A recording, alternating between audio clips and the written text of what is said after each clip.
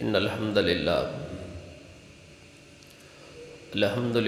نحمده ونستعینه ونستغفره ونعوذ باللہ من شرور انفسنا ومن سیئات اعمالنا من يهده اللہ فلا مضل له ومن يضلل فلا هادي له وأشهد أن لا إله إلا الله وحده لا شريك له وأشهد أن محمدا عبده ورسوله أما بعد فإن خير الحديث كتاب الله فإن خير الهدي هدي محمد صلى الله عليه وآله وسلم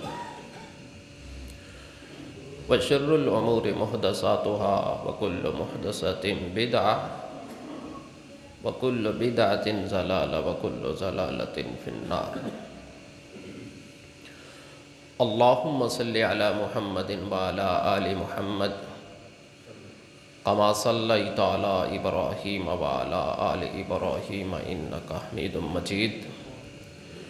اللهم بارك على محمد وعلى آل محمد كما باركت على إبراهيم وعلى آل إبراهيم إنك حميد مجيد.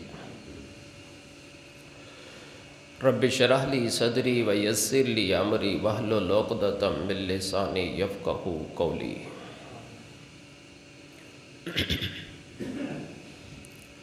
سبحان الذي أسرى بعبده ليلا من المسجد الحرام إلى المسجد الأقصى الذي باركنا حوله. پاک ہے وہ ذات جو اپنے بندے کو سیر کے لیے راتوں رات مسجد حرام سے مسجد اقصی تک لے گئے،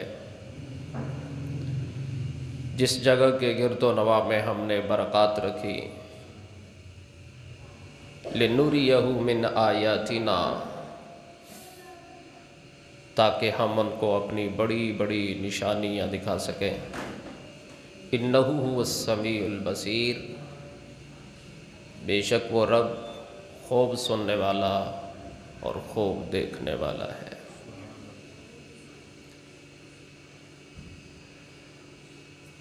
اگرچہ کہ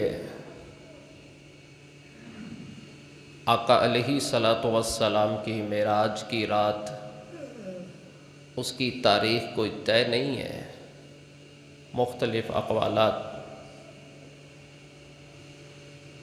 لیکن پھر بھی رجب کے مہینے میں کچھ اقوال ملتے ہیں.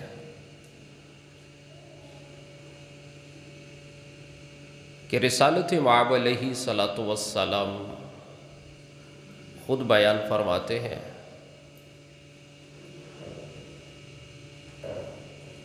کہ میں ام ہانی کے گھر تشریف فرما تھا، لیٹا ہوا تھا کہ ایک آنے والا آیا.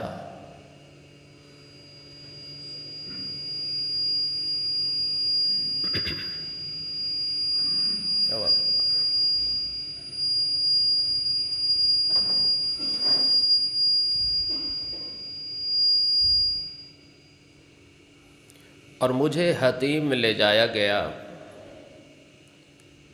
جہاں مجھے لٹا کے میرا سینہ مبارک چاک کیا گیا، اور آپ کا دل مبارک نکال کے ایک سونے کے تشت میں رکھا گیا، اور پھر اسے دھو کر علم و حکمت سے بھر کے اس کو دوبارہ سینے میں پرو دیا گیا. فغسل قلبی ثم حشیا، میرے دل کو دھویا گیا اور دوبارہ اس کو سینے میں پرو دیا گیا. پھر رسالت مآب علیہ السلام فرماتے ہیں ایک سفید خچر نما ایک براق لایا گیا، جو خچر سے ذرا چھوٹا اور گدھے سے ذرا بڑا تھا. ایک براق سفید رنگ کا بڑا خوبصورت جانور.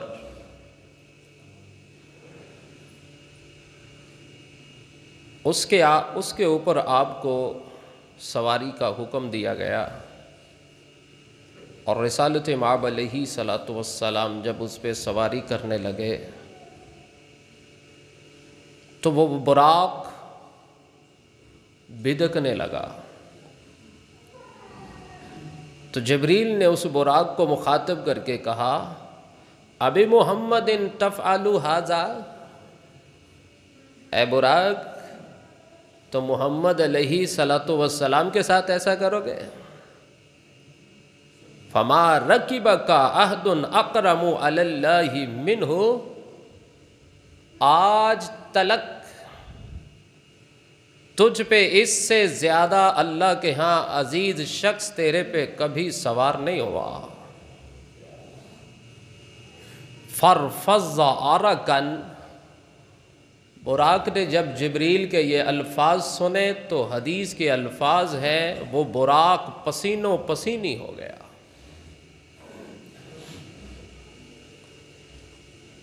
آقا علیہ صلاۃ والسلام اس پہ سوار ہوئے،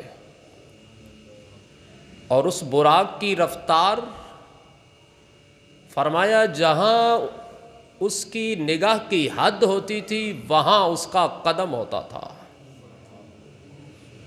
اور وہ براق اس کے اوپر آپ سوار ہوئے، اور وہاں سے آپ کو مسجد اقصی لے جایا گیا۔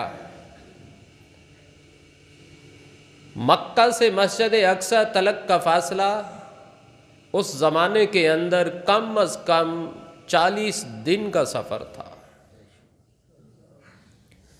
40 دن کا سفر، سوا مہینے کا سفر، رات کے ایک لمحے اور لحظے کے اندر آقا علیہ صلاۃ والسلام مسجد اقصی پہنچتے ہیں، اور پھر وہاں سے آپ آسمان دنیا پہ جاتے ہیں۔ جب آپ پہلے آسمان پہ پہنچتے ہیں تو جبریل پہلے آسمان کے دربان سے دروازہ کھولنے کا کہتے ہیں، تو پہلے آسمان کا دربان دروازہ کھولتے ہوئے پوچھتا ہے کہ لمن ھذا، کون؟ کہا جبریل، قیل ومن معک، یہ آپ کے ساتھ کون ہے؟ کہا محمد صلی اللہ علیہ وآلہ وسلم۔ کہا میرے ساتھ یہ محمد رسول اللہ صلی اللہ علیہ وآلہ وسلم ہے۔ پھر وہ دربان پوچھتے ہیں قیل وقد ارسل الیہ، کیا اللہ نے ان کو بلایا ہے؟ کیا انہیں مدعو کیا گیا ہے؟ جبریل کہنے لگے نعم، ہاں اللہ نے خود انہیں بلایا ہے۔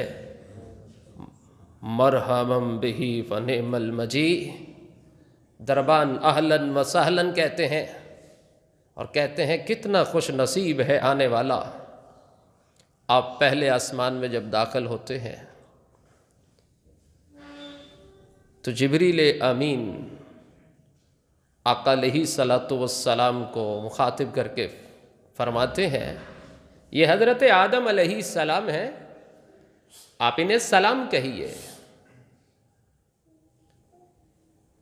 حضور پاک علیہ صلاۃ والسلام فرماتے ہیں، میں نے حضرت آدم علیہ صلاۃ والسلام کو سلام کہا، حضرت آدم علیہ السلام نے مجھے اہلاً و سہلاً مرحبا کہا،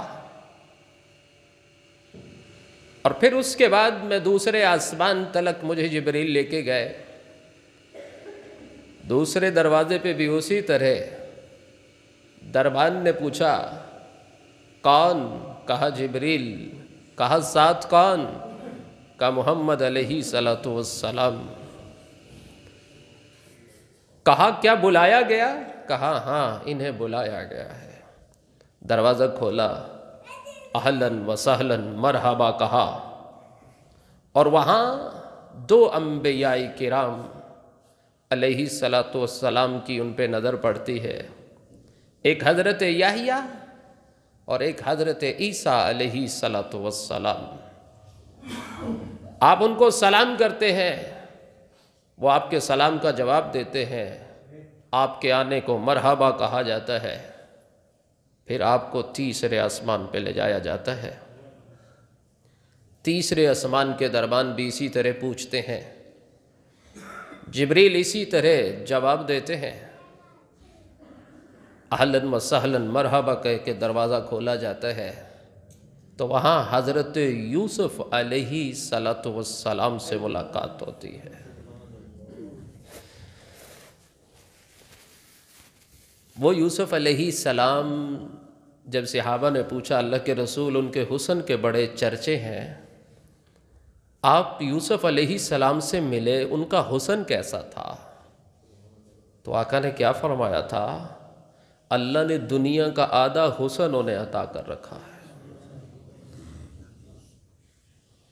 یوسف علیہ السلام سے ملاقات ہوتی ہے، پھر چوتھے آسمان پہ جاتے ہیں۔ چوتھے آسمان کا بھی دربان اسی طرح پوچھتا ہے، بتایا جاتا ہے میرے ساتھ سید الانبیاء ہیں، اہلاً و سہلاً مرحبا کہہ کے دروازہ کھولا گیا۔ چوتھے آسمان پہ داخل ہوئے تو حضرت ادریس علیہ السلام سے ملاقات ہوئی۔ پھر آپ اس کے بعد پانچویں آسمان پہ گئے، دربان نے اسی طرح کا سوال کیا، جبریل نے اسی طرح کا جواب دیا، دروازہ کھولا گیا، آپ داخل ہوئے تو اللہ کے ایک نبی حضرت ہارون علیہ السلام سے آپ کی ملاقات ہوئی۔ پھر آپ کو چھٹے آسمان پہ لے جایا گیا، دربان نے وہی سوال کیا، وہی جواب ملا، اہلاً و سہلاً مرحبا کہہ کے آپ کو داخل کیا گیا، تو وہاں پہ حضرت موسیٰ علیہ السلام سے ملاقات ہوئی۔ اور ایک روایت میں آتا ہے جب آپ انہیں سلام کر کے گزرنے لگے تو موسیٰ علیہ السلام رونے لگے، تو پوچھا گیا آپ رو کیوں رہے ہیں؟ کہا مجھے اپنی امت یاد آ گئی، اس نبی کی امت میری امت سے کئی گنا زیادہ جنت میں جائے گی۔ کیا خوش نصیبی جس نبی کی امت کی گواہی جنت میں زیادہ ہونے کی نبی دے رہا ہو، اور وہ نبی جو بنی اسرائیل کا نبی ہو، جسے اپنی کم امت کا صدمہ ہو، غم ہو کہ آنکھوں سے آنسو نکل آئے کہ میری امت کے لوگ بڑے تھوڑے ہوں گے، اور یہ نوجوان، اس نوجوان کی امت کی تعداد جنت میں سب سے زیادہ ہوگی۔ پھر آپ ساتویں آسمان میں جب داخل ہوتے ہیں تو وہاں پہ حضرت ابراہیم علیہ السلام سے ملاقات ہوتی ہے، تو جبریل فرماتے ہیں اللہ کے رسول یہ آپ کے باپ ہیں، سلام کہیے۔ حضور علیہ السلام نے حضرت ابراہیم علیہ السلام کو سلام کہا، جواب دیا، اہلاً و سہلاً مرحبا کہا گیا۔ سعادت مندی، خوش نصیبی آقا علیہ السلام کے استقبال کے لیے ہر آسمان پہ انبیاء ہیں۔ کتنا بڑا اعزاز ہے کہ ہر آسمان کے دروازے پہ انبیاء کرام میں سے کوئی نبی آپ کا استقبال کر رہا ہے۔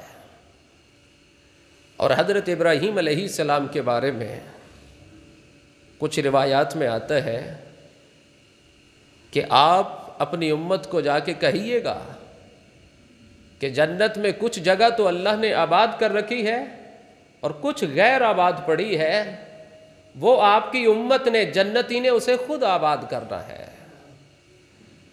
اور آقا اپنی امت سے کہیے گا جب وہ کہتے ہیں سبحان اللہ، الحمدللہ، لا الہ الا اللہ، واللہ اکبر، اللہ اکبر کی صدائیں لگاتے ہیں آپ کی امت کے لوگ، سبحان اللہ کہیں گے، اللہ اکبر کہیں گے، لا الہ الا اللہ کہیں گے، اللہ تعالیٰ جنت کی اس زمین کو آباد کر دیتے ہیں۔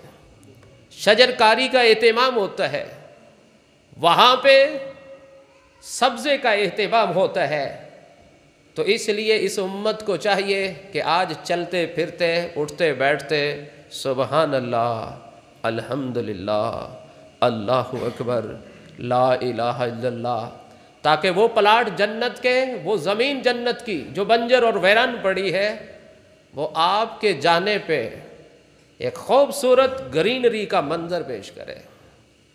آقا علیہ صلوٰۃ والسلام فرماتے ہیں پھر مجھے 7ویں آسمان سے اوپر سدرۃ المنتہا پہ لے جایا گیا، جہاں میں نے دیکھی 4 نہریں تھیں، 2 جنت کے اندر والی طرف اور 2 باہر والی طرف۔ تو میں نے جبریل سے ان کے بارے میں پوچھا، تو جبریل نے کہا اللہ کے رسول، یہ جو باطن میں ہے یہ جنت کے اندر کی نہریں ہیں، اور یہ جو باہر کی طرف ہے یہ دنیا میں نیل اور فرات کی نہریں ہیں۔ پھر آقا علیہ صلوٰۃ والسلام فرماتے ہیں مجھے سدرۃ المنتہا سے پھر اوپر لے جایا گیا بیت المعمور پہ، اور پھر بیت المعمور میں جو قرآن پاک کہتا ہے، آقا علیہ الصلوۃ والسلام کو اللہ سے ملاقات ہوئی، اور اس میں آپ کو کچھ چیزیں دکھائی گئیں،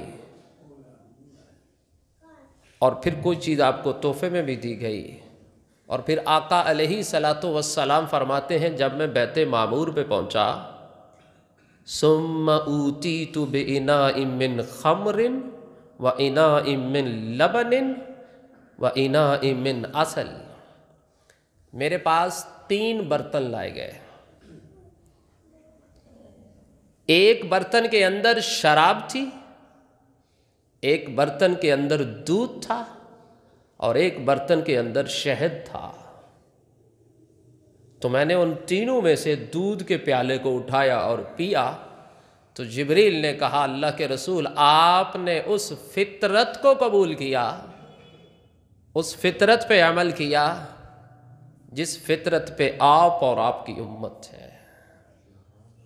آج ان شراب پینے والوں کے لیے جو نبی کا امتی بھی ہوتا ہے، شراب بھی پیتا ہے، حلال و حرام کی تمیز بھی چھوڑتا ہے، اس کے لیے ایک پیغام ہے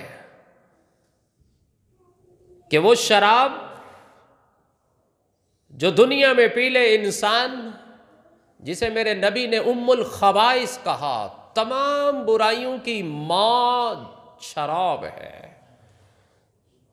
اور شرابی آدمی وہ گناہ بھی کر لیتا ہے جو شراب اگر نہ پی ہو تو شاید زندگی میں کبھی وہ گناہ بھی نہ کرے۔ اس لیے میرے نبی نے اس شراب کو ام الخبائث کہا، تمام برائیوں کے گناہوں کی ماں کہا، جڑ کہا۔ اور پھر وہاں جو اللہ نے آپ کو نشانیاں دکھائیں، لَقَدْ رَآ مِنْ آیَاتِ رَبِّهِ الْكُبْرَى، بڑی بڑی نشانیاں دیکھیں آپ نے، جنت کے اندر بڑے بڑے حسین اور اعلیٰ مناظر دیکھے، اور جہنم کے اندر بڑے بڑے خوفناک مناظر دیکھے، اور ایسی آنکھ سے دیکھا ما زاغ البصر وما طغی، کہ نہ دیکھنے میں کچھ کم دیکھا، اور جتنا میرا رب دکھانا چاہتا تھا نہ اسے بڑھ کے دیکھا۔ ما زاغ البصر وما طغی، اس آنکھ نے وہ سب کچھ دیکھا جو اللہ اپنے نبی کو دکھانا چاہتا تھا، اور اتنے قریب سے دیکھا۔ ثم دنا فتدلی فکان قاب قوسین او ادنی، بہت قریب ہو کے وہ مناظر دیکھے، اور بہت قریب ہو کے اپنے اللہ سے ملاقات کی، اپنے اللہ سے ہم کلام ہوئے، اور پھر وہ سارے مناظر دیکھنے کے بعد اپنے رب سے ملاقات کے بعد آپ کو اللہ رب العزت نے ثم فرضت علی الصلوات 50 صلاۃ کل یوم، 50 نمازیں میرے رب نے تحفۃً اپنے نبی کو عطا کی۔ آقا بڑے خوش ہیں کہ اللہ رب العزت نے مجھے 50 نمازیں تحفے میں دیں اور بلا کے دیں۔ جب واپس ہوئے، موسیٰ علیہ السلام سے ملاقات ہوئی، موسیٰ علیہ السلام اس قوم کے، اس امت کے نبی تھے جو اللہ کے ہاں امت محمدیہ سے پہلے بڑی لاڈلی تھی، اللہ کی بڑی چہیتی تھی، اتنی چہیتی، اتنی لاڈلی کہ وہ خود کو لاڈلے پن میں کیا کہنے لگے؟ نحن ابناء اللہ و احباؤہ، استغفر اللہ، ہم اللہ کے بیٹے اور لاڈلے ہیں، جن کے لیے رب نے من اور سلوہ اتارا، جن کے لیے میرے رب نے نبوت کے دروازے اتنے کھولے کہ بنی اسرائیل کے نبی پڑھ کے دیکھیں کہ اللہ تعالیٰ نے ان کے اندر نبی اور بادشاہ کتنے بھیجے۔ تو موسیٰ علیہ السلام کو وہ لاڈلا پن بھی یاد تھا، اپنی امت کا مزاج اور نافرمانی بھی یاد تھی، اور یہ بھی جانتے تھے کہ اب اللہ نے وہ لاڈلا پن اس اپنے آخری نبی کی امت کو عطا کیا ہے۔ کہا اللہ کے رسول، اللہ نے آپ کو تحفے میں کیا دیا؟ کہا 50 نمازیں دی ہیں۔ مسکرائے اور کہا میں اپنی قوم کے اندر ایک تجربہ گزار کے آیا ہوں، میری امت، میری قوم، وہ لوگ بھی بہت ساری اللہ کی چیزوں کو نبھا نہیں سکے تھے، آپ کی امت سے 50 نمازیں نہیں پڑھی جائیں گی، جائیے ذرا ایک چکر لگائیے، اور میرا مشورہ ہے، میرا تجربہ ہے، نہیں پڑھی جائیں گی آپ کی امت سے۔ آقا نے اپنی ذات کے لیے نہیں، اس امت کی آسانی کے لیے دوبارہ چکر لگایا، 5 کم ہو گئی، ایک روایت میں 10 کا آتا ہے، ایک میں 5 کا آتا ہے، 5 کم ہوئی، پھر آئے۔ موسیٰ علیہ السلام نے پوچھا کیا بنا؟ کہا 5 کم ہو گئی، کہا بہت زیادہ ہے، پھر جائیے، امت سے نہیں پڑھی جائیں گی۔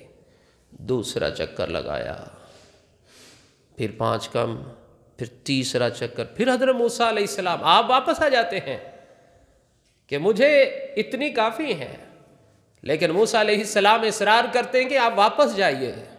آپ ہر بار جاتے رہے اور آخر کار 9ویں چکر پہ 5 نمازیں باقی رہی۔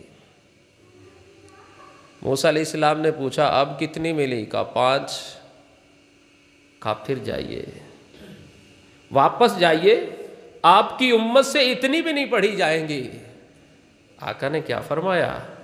استحییت ولکنی ارضی واسلم، استحییت، اب تو مجھے شرمندگی ہوتی ہے، حیا آتی ہے، میرے رب نے 50 سے 5 کر دی، وَلَكِنِّي عَرْضِي، اب میں 5 پہ راضی ہوں، وَأَسْلِمُ، اور میں تسلیم کرتا ہوں، وَأُسَلِّمُ، میں دل سے اس بات کو تسلیم کرتا ہوں، مجھے 5 کافی ہے، میں 5 سے راضی ہوں، اب نہیں میں جاؤں گا۔ اور اللہ نے اپنے اس نبی کی امت کو آغاز میں 5 دیں، انتہا میں آغاز میں 50 دیں، اور پھر آخر کار 5 کر دیں، لیکن فرمایا اے میرے محبوب، ہن خمسون خمسون، جائیے، اگر آپ کی امت ہن خمسون، اگر آپ کی امت 5 بھی پڑھے گی نا، ہن خمسون، میں تعداد میں 50 ہی سمجھوں گا۔ آپ کی امت 5 پڑھے، میں رب ہوں، رحیم بھی ہوں، کریم بھی ہوں، میں اجر و ثواب بڑھانے والا بھی ہوں، اگر آپ کی امت ان 5 نمازوں کی لاج رکھ لے گی، 5 پڑھے گی، میں رب نے آغاز میں آپ کو 50 دی تھی، میں آپ کی امت کے ہر فرد کی 1 نماز کو 1 نہیں 10 اور 5 نہیں 50 نمازوں کا اجر دوں گا۔ اور کتنا بڑا نماز کا پیکج لگا دیا، جو عشاء با جماعت پڑھ لے، فجر با جماعت پڑھ لے، ساری رات کا قیام لے گیا۔ جو تھوڑا اور باہر نکلا، مدینہ الرسول میں جاتا ہے، مسجد نبوی میں جا کے 1 نماز پڑھتا ہے، میرا رب اس کو 50 کے ساتھ ہی نہیں بلکہ ہر ایک نماز کو 1000 گنا بڑھا کے اجر اس امتی کا نصیب بنا دیتا ہے۔ اور یہی میرے نبی کا امتی تھوڑا آگے چلتا ہے اور پھر آگے جا کے جب حرم میں بیت اللہ میں ایک نماز پڑھتا ہے، میرے رب تو صفریں بڑھا دیتے ہیں، کہا میری آپ کی امت کا فرد اگر ایک نماز حرم میں پڑھے گا، بیت اللہ میں پڑھے گا، اور یہاں شریعت خاموش ہے، با جماعت کے الفاظ ہی نہیں، یعنی اگر کسی امتی کو پہنچنے پہ جماعت نہیں بھی ملی اور جا کے اگر پڑھ بھی لے گا تو 1,00,000 نماز کا اجر عطا کرے گا۔ 1,00,000 کو 10 سے ملٹیپلائی کریں تو آپ پھر ایک دن کی نمازیں، ایک ہفتے کی نمازیں، میرے رب نے اس امت کے اوپر رحمتیں ہی رحمتیں کر دی، آخری نبی کی امت پہ۔ اور قرآن پاک میں آپ کے سفر کا آغاز اور اس آیت کے اندر 2 مسجدوں کا ذکر کرنا اس بات کی دلیل ہے کہ اپنے نبی کے معراج کی اگر قدر و قیمت جانتے ہو تو مسجدوں کی قدر کریے گا۔ اگر اللہ کے تحفے کو، دیے ہوئے تحفے کو پسند کرتے ہو تو نمازی بنیے گا۔ اور پھر ایک روایت کے مطابق جاتے ہوئے اور ایک روایت کے مطابق واپسی پر جب آپ مسجد اقصیٰ اترتے ہیں،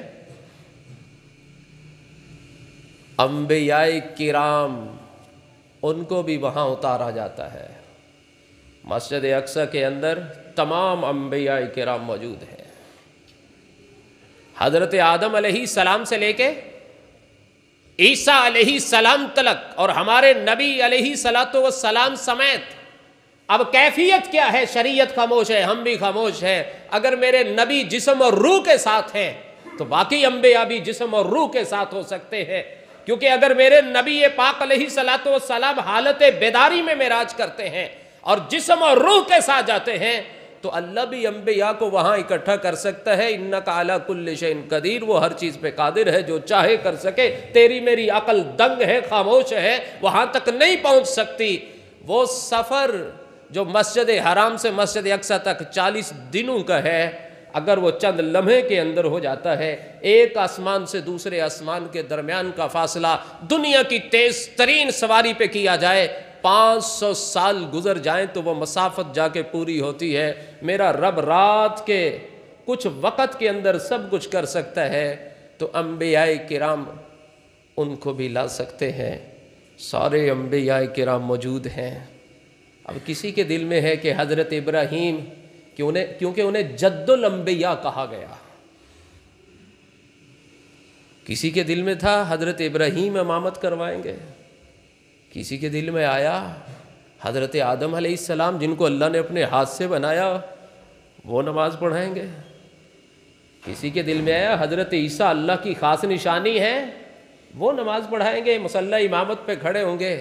کسی کے دل میں کسی نبی کا موسیٰ آ رہا ہے کہ جبریل آپ کا ہاتھ پکڑتے ہیں اور آپ کو مصلی امامت پہ کھڑا کر دیتے ہیں۔ آپ جہاں سید الانبیاء ہیں وہاں امام الانبیاء بھی، امام الانبیاء عام لوگوں کا امام ہونا کتنا بڑا شرف ہے، تو جو 1,24,000 پیغمبروں کا امام ہے ان کا رتبہ کتنا بڑا۔ انبیاء کی امامت، تجھے اور مجھے بڑے بڑے پیغام دیے گئے، لِنُرِيَهُ مِنْ آیاتنا، اللہ نے اپنی نشانیاں دکھانی تھی۔ سب سے پہلی نشانی یہ کہ اگر قیامت تک ذکر کرے گا تمام انبیاء پہ فضیلت تیرے نبی کو ہے، کیوں؟ مصلی امامت پہ تیرا نبی کھڑا ہوا، تو اب اے مقتدیو اپنے امام کی بھی قدر کرنا۔ تم 500، 1000، 2000 نمازیوں میں سے مسجد کا جو امام ہے وہ بھی سارے مقتدیوں میں افضل ہے۔ اور دوسرا سبق، اگر عروج چاہتے ہو تو اپنے نبی کے معراج کو پڑھتے ہو تو معراج کا تعلق مسجد سے ہے، مسجدوں سے اپنا تعلق جوڑے رکھنا۔ اور معراج ہمیں یہ پیغام دے کے جاتا ہے کہ میرے نبی کا سینہ مبارک نکال کے، چاک کر کے، دل مبارک کو دھو کے، اور پھر آپ کو لے جایا گیا، ایک پیغام دے دیا، اگر تم بھی عروج چاہتے ہو اپنے نبی کے امتی ہو کے، اپنے دل کو دھو لو، اسے صاف کر لو، اس میں غلاظت، اس میں کدورت، اس میں حسد، اس میں بغض، یہ چیزیں نکال دو، رب تمہیں عروج عطا کرے گا۔ اور پھر اسی طرح آقا علیہ الصلاۃ والسلام کا وہ منظر آنکھوں سے دیکھ کے بیان کرنا، اس امت کو صرف اعزاز حاصل ہے کہ ان کے نبی نے جو کہا وہ اپنی آنکھوں سے دیکھا۔ آج مسجدیں ہم اپنے نبی کا معراج کا ذکر تو کرتے ہیں، لیکن اس نبی کی امت کے جو نمازی ہیں وہ نہ ہونے کے برابر ہیں۔ من مانی نماز، من مانی مزاج، مسجد ویران۔ اور پھر حضرات گرامی آقا علیہ الصلاۃ والسلام فرماتے ہیں، صبح ہوئی، میں حتیم میں آ کے بیٹھا ہوا تھا۔ حتیم وہ کعبہ کی جو حضرت ابراہیم علیہ السلام نے جن بنیادوں پہ بنایا تھا وہ بڑی تھی، اور جب قریش نے دوبارہ اس کی تعمیر نو کی تھی تو فنڈ کم ہونے کی وجہ سے آگے تھوڑی جگہ چھوڑ دی تھی جسے حتیم کہتے ہیں، جو کعبے کی جگہ ہے، مگر فنڈ کم ہونے کی وجہ سے وہاں عمارت نہیں بنائی گئی۔ آقا فرماتے میں حتیم میں بیٹھا ہوا تھا اور اس بات پہ پریشان تھا، اب میں لوگوں کو اگر کہوں گا تو لوگ مانیں گے کیسے؟ جب میں لوگوں کو کہوں گا، میں راتوں رات کے کچھ وقت میں یہاں سے مسجد اقصیٰ گیا، مسجد اقصیٰ سے آسمان دنیا، پھر دوسرا آسمان، پھر تیسرا، چوتھا، پانچواں، ساتواں، پھر سدرۃ المنتہا، پھر بیت معمور، پھر آ کے انبیاء کرام کی امامت، اور پھر فجر حتیم میں، لوگ کیسے مانیں گے؟ آقا علیہ الصلاۃ والسلام فرماتے ہیں، میں اسی بات نے مجھے پریشان کر رکھا تھا، میں اپنی سوچ میں مبتلا تھا کہ میں سر جھکائے بیٹھا تھا کہ اچانک ایک آدمی آیا اور اس نے طنز و مزاح کے انداز میں، طنز اور تکبر کے انداز میں مجھے مخاطب کر کے کہا، اے محمد صلی اللہ علیہ وسلم، کیا اب تو نے کچھ دیکھ لیا؟ کہا ہاں۔ کہا وہ کیا دیکھا؟ کہا میرے اللہ نے مجھے سیر کرائی ہے رات میں۔ کہا کہاں کی؟ کہا مسجد اقصیٰ کی۔ کہا اچھا، راتوں رات مسجد اقصیٰ کی سیر، اور صبح یہاں؟ کہا ہاں، صبح یہاں۔ اور رب نے یہ جس کو بھیجا وہ ہے کون؟ ابو جہل۔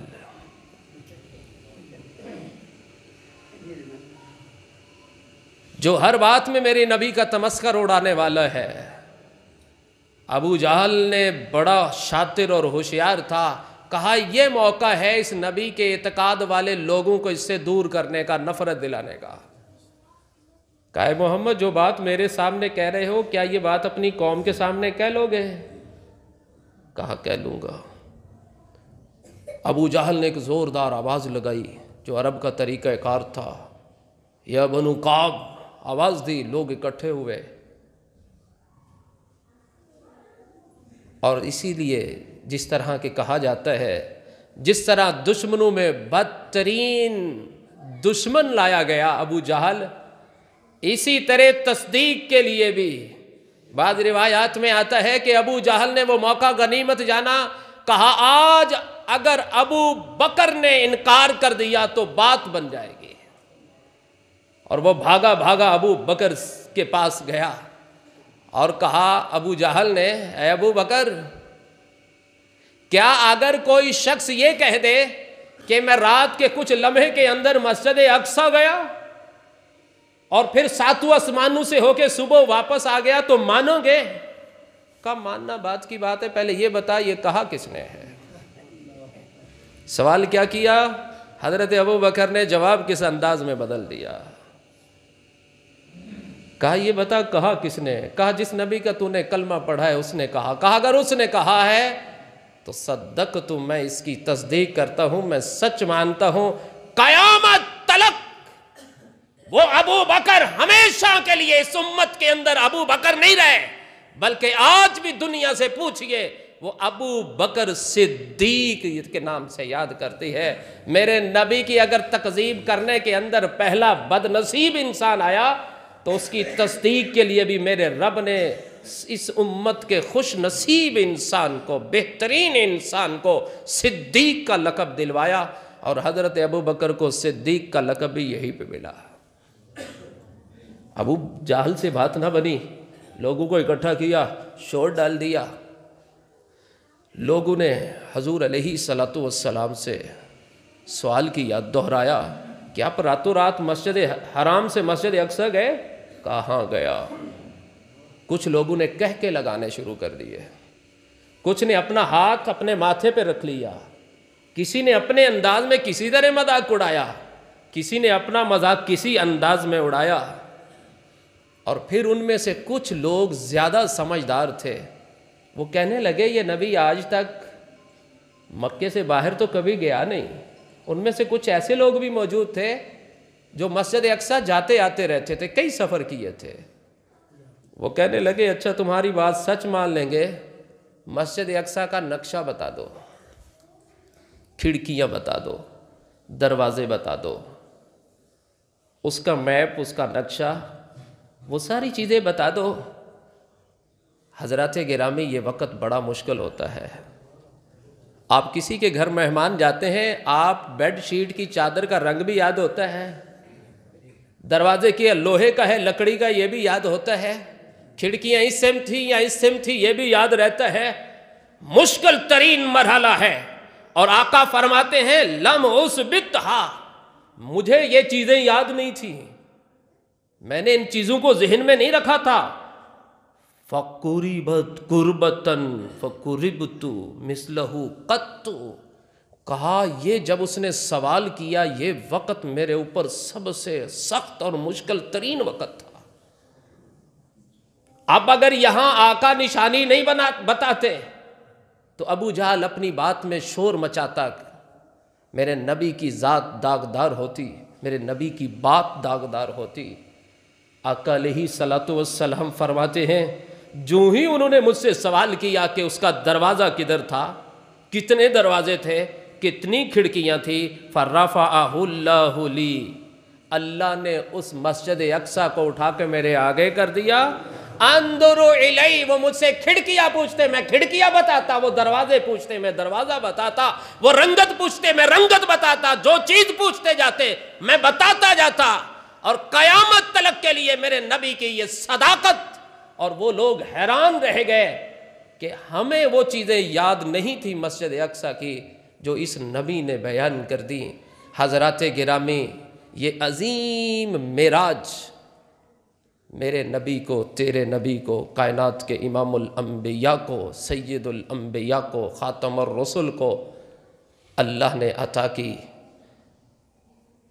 اور آج اس عظیم رات کو بھی، جس کا مقصد لِنُرِيَهُ مِنْ آیاتنا، رب کی وہ قدرت کی نشانیاں، جو جنت کے مناظر، جو جہنم کے مناظر تھے، جو انبیاء سے ملاقات تھی، جو تحفے میں نماز تھی، جو انبیاء کی امامت تھی، ساری چیزوں کو ہم نے ختم کر کے ایک رات کا شور ڈال کے مسجدوں پہ باہر کی طرف موم بتیاں لائٹیں لگا کے روشنی لگا کے ہم نے اس رات کو ختم کر دیا۔